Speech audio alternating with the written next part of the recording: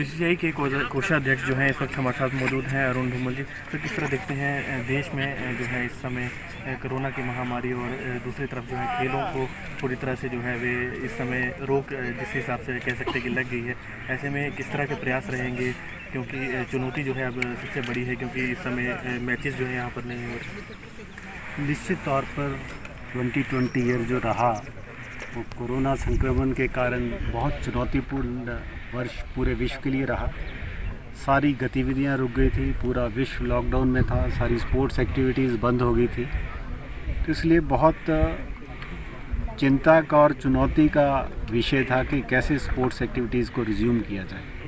लेकिन जैसे ही सरकार ने अनलॉक 1, 2, 3, 4 इनकी घोषणा की, हमारी कोशिश थी कि सबसे जो हमारा प्रीमियर टूर्नामेंट है IPL, जिसका फाइनेंशियली बहुत बड़ा इम्पैक्ट होता है BCCI पर और क्रिकेट की दुनिया पर, उसका आयोजन किया जाए। क्योंकि अप्रैल में पूर्ण रूप से लॉकडाउन वो हम नहीं कर पाए थे, तो इसलिए हमारा प्रयास उसके लिए रहा।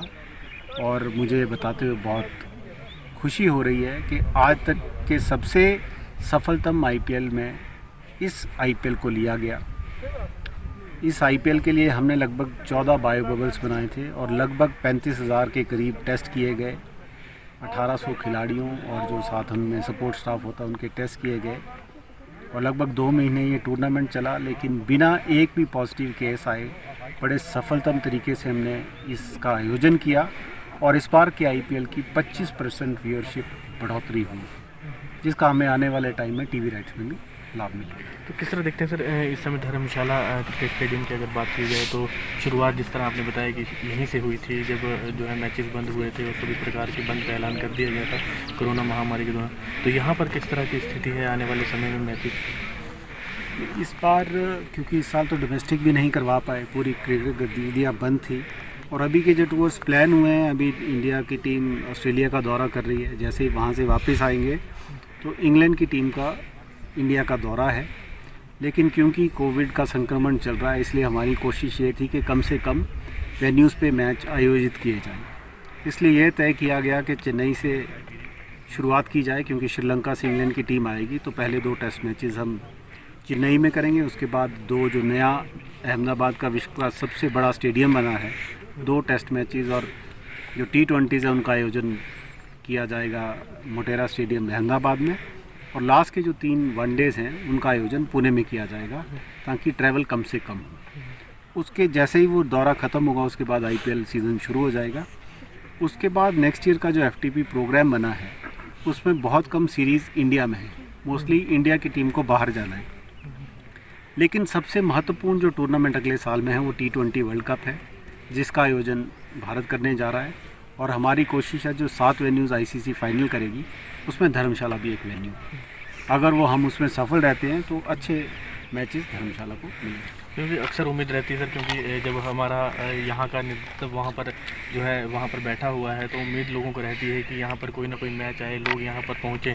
तो इस होम ग्राउंड भी यहाँ पर जो है किंग्स 11 पंजाब का था, लेकिन अभी जो है फ़िलहाल उन्होंने जो वापस जो है उसे ले लिया था, क्योंकि मना कर दिया था कि यहाँ पर नहीं होंगे। कुछ इश्यूज़ जो हैं सरकार की ओर से किए गए थे और वहाँ पर इसकी दिक्कत आई थी। तो इस प्रकार की दिक्कतों को किस तरह दूर किया जाएगा और क्या यहाँ पर इस तरह का कोई प्लान है कि कोई जो टीम है उसे होम ग्राउंड बनाए? देखिए, किसी भी टीम के लिए धर्मशाला लॉजिस्टिकल चैलेंज तो है, क्योंकि नंबर ऑफ़ फ्लाइट्स कम है, होटल्स कम थे। लेकिन अनुराग जी के विशेष प्रयासों से संभव हो पाया था कि किंग्स 11 इसको अपनी होम ग्राउंड करे। लेकिन जो उनको सपोर्ट यहाँ के एडमिनिस्ट्रेशन से तब चाहिए थी वो शायद नहीं मिली, इसी कारण से वो ऑप्ट आउट कर गए और इंदौर में चले गए थे। हमारा प्रयास रहेगा कि अगर उनको फिर से ये वापस लाया जा सके तो हमारी निरंतर तौर पर ये प्रयास रहेगा कि यहाँ भी IPL के मैचेस का आयोजन। अभी स्टेडियम बंद है सर, काफ़ी जो पर्यटक हैं यहाँ पर आते हैं, स्टेडियम बंद होता है तो उन्हें दुख ज़रूर होता है, कमेंट्स भी आते हैं कि स्टेडियम बंद है, तो कब तक जो है खोलने की उम्मीद? देखिए, हम तो जो सरकार की कोविड गाइडलाइंस है उसके अकॉर्डिंगली चल रहे हैं। स्टेडियम के तो पूरा विश्व ही लगभग इस साल बंद रहा, लेकिन हमें उम्मीद करते हैं कि लॉकडाउन का दौर ख़त्म होगा।